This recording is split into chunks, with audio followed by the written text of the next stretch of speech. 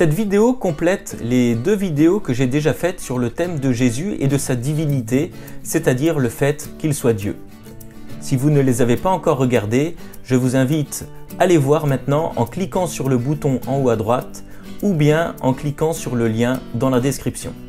Certaines personnes qui ont lu la Bible, même partiellement, ont peut-être été interpellées par des faits ou par des versets qui semblent aller à l'encontre du fait que Jésus soit Dieu. Ces données qui semblent casser la divinité de Jésus-Christ s'expliquent en fait en cohérence avec la foi chrétienne. Si Jésus est Dieu, comment expliquer qu'il ait faim, qu'il ait soif, qu'il soit fatigué, etc. Cela s'explique par le fait que Jésus est devenu homme. Il a revêtu notre humanité. Il porte alors une nature humaine et une nature divine. Et c'est en sa nature humaine qu'il connaît la faim, la soif, la douleur, etc. Cela a de quoi nous encourager. Dieu s'est fait homme, Dieu a connu toutes ces choses et donc il est capable de compatir à nos faiblesses. Si Jésus est Dieu, alors pourquoi prie-t-il et qui prie-t-il? Ici, il est important de mentionner la doctrine de la Trinité. Je vais bientôt faire une vidéo sur ce thème, abonnez-vous pour être sûr de ne pas la manquer.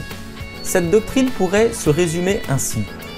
Dieu existe éternellement en 3 personnes, le Père, le Fils, le Saint-Esprit. Chacune de ces personnes est pleinement Dieu et il y a un seul Dieu. L'être divin unique existe éternellement en 3 personnes distinctes et chacune de ces personnes est pleinement Dieu. Ceci est un peu difficile à comprendre, mais c'est ce que la Bible enseigne. Ainsi, Dieu le Fils, venu sur terre, continue d'être en relation avec Dieu le Père comme il l'a éternellement été. Dieu le Fils prie Dieu le Père, il prie son Père céleste qui est distinct de lui-même. Si Jésus est Dieu, alors comment comprendre qu'il semble parfois limité, par exemple quand il ne connaît pas la date du jour du jugement, ou bien lorsqu'il affirme que le Père est plus grand que lui? Ceci s'explique par la nature humaine de Jésus-Christ. Jésus-Christ s'est volontairement abaissé pour être ensuite élevé. Et dans cette situation d'abaissement, il n'utilise pas tous ses pouvoirs, il n'utilise pas l'ensemble de ses prérogatives divines, il ne manifeste pas pleinement sa divinité de manière éclatante. C'est en cela, et non pas en son être, que Jésus est moins grand que le Père. Mais après son ascension, c'est-à-dire son retour auprès du Père, il va à nouveau exercer tous ses pouvoirs. Certains pourraient aussi être troublés par 3 versets qui présentent Dieu le Père comme le seul vrai Dieu. Mais ceci ne contredit pas la divinité de Jésus. En effet, Jésus n'est pas un autre Dieu que le Père.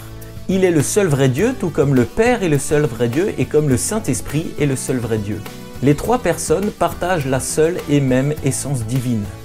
D'ailleurs, Éphésiens et 1 Corinthiens parlent d'un seul Seigneur, Jésus-Christ. Est-ce que cela signifie que le Père n'est pas Seigneur? Bien sûr que non. Le Père est le seul Seigneur, le Fils est le seul Seigneur, le Saint-Esprit est le seul Seigneur, car ils sont un même être divin. 2 autres versets sont parfois avancés contre la divinité de Jésus-Christ, Colossiens 1,15 et Apocalypse 3,14. En Colossiens 1,15, le Fils est appelé premier-né de la création. Est-ce à dire donc qu'il est une créature et donc il n'est pas Dieu? Pas obligatoirement. En fait, il faut comprendre cette expression comme un titre honorifique.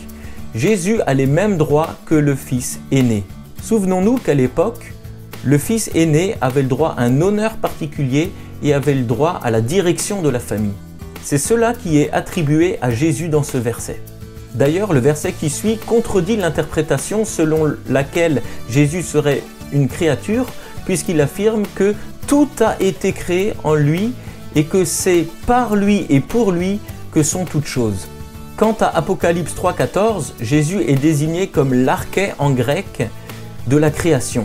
Ce terme, qui peut se traduire par commencement, nous laisserait penser que Jésus est la première des créatures.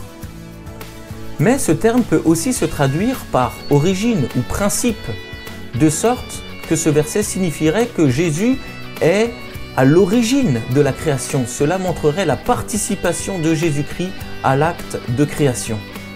Cette interprétation est d'ailleurs confirmée par le fait que Jésus dit qu'il est l'alpha et l'oméga, ou par d'autres textes comme Jean chapitre 1 verset 3 ou Colossiens 1 verset 16. Ainsi, la personne de Jésus est bien plus qu'un être humain. Il porte à la fois la nature humaine et la nature divine. Décidément, c'est vraiment la personne la plus passionnante qui n'ait jamais existé. Et ce Jésus qui est Dieu peut encore être connu et peut encore être rencontré. Vous pouvez vous adresser à Jésus, vous pouvez lui faire confiance.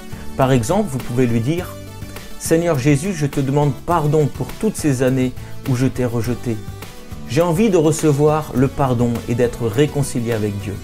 Merci pour ton œuvre. Amen. »